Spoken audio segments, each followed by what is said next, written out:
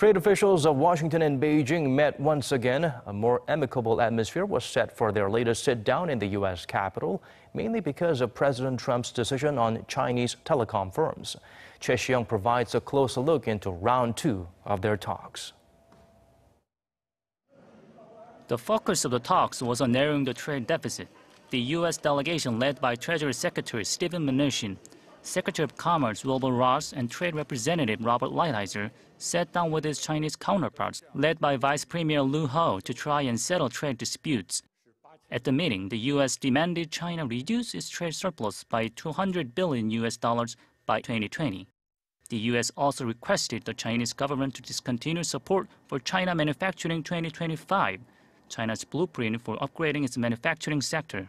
China seemed receptive to the U.S. demands. The Chinese government is considering removing punitive tariffs on imported U.S. agricultural items. It is also reviewing whether to ease non-tariff barriers like import quotas, government subsidies, or custom delays.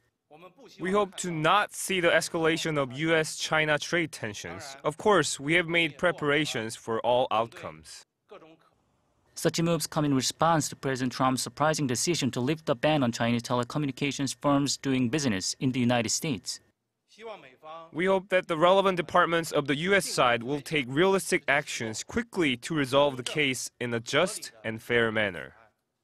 Adding to the positive outlook on the negotiations is the reduced role of hawkish White House trade advisor and harsh China critic Peter Navarro.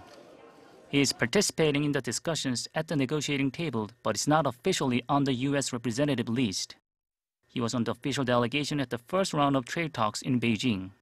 With China displaying a more agreeable posture and fewer hardliners in the U.S. delegation, experts are predicting a more positive result from these trade negotiations than from the previous round in Beijing. Choi Si-young, Arirang News.